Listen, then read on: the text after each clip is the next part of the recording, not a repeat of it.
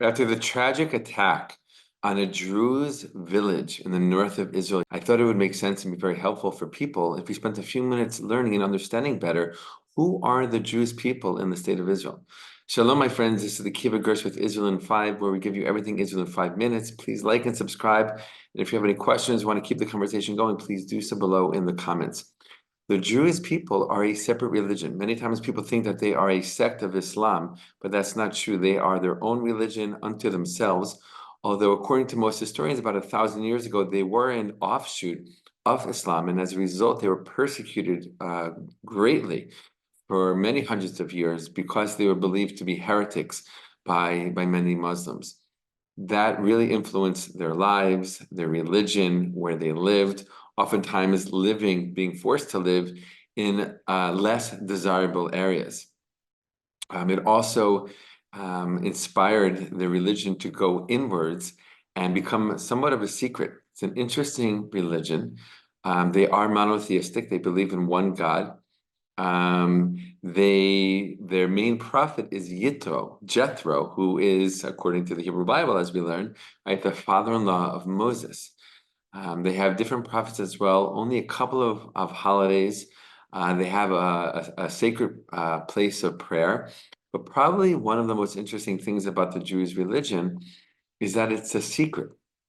And only those who practice it can know about it. Only those who take on the faith in a religious kind of committed way can learn the books of the Jews and attend prayer services and classes.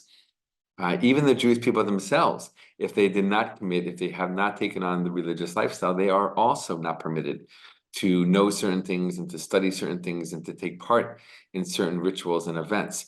A typical Jewish village today in the state of Israel, you can tell by the way they dress who's religious and who's not. Those who are not religious are wearing modern day clothing. Those who are religious are wearing the traditional clothing of the Jewish people. The men wear these baggy pants, they have a mustache, and they have a white cap on. The women have a white scarf on their head, wearing simple colors, often black is the color of their clothing.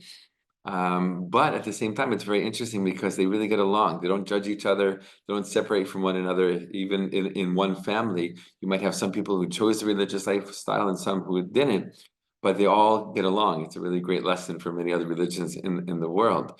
They are very committed to marrying within their faith and not intermarrying, although it does happen. It's very, very rare.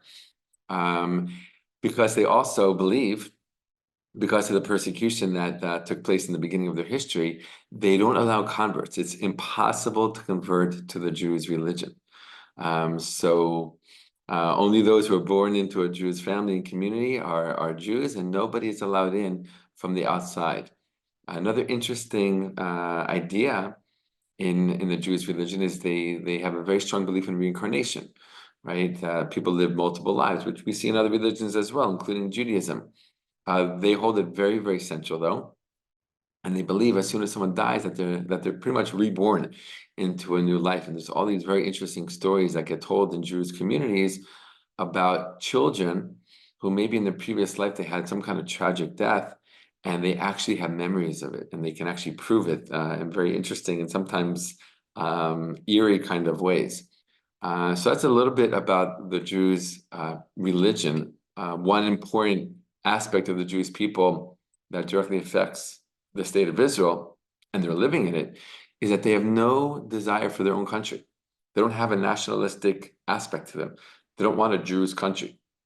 Wherever Jews live in the world, and they are scattered around the world a bit, they are loyal to that country, which makes it very interesting here in the Middle East, because you have Jews who live in Lebanon, you have Jews who live in Israel, and the Jews who live in Israel, because of their religious belief, they are loyal to the state of Israel, and they serve in the army.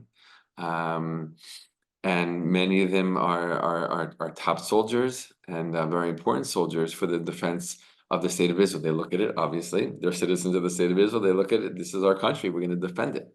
And just across the border, sometimes just a few dozen kilometers away, there are Jews in Lebanon who are highly committed to the country of Lebanon. And the two of them, though they're both sharing the same religion, they're on opposite sides of this conflict.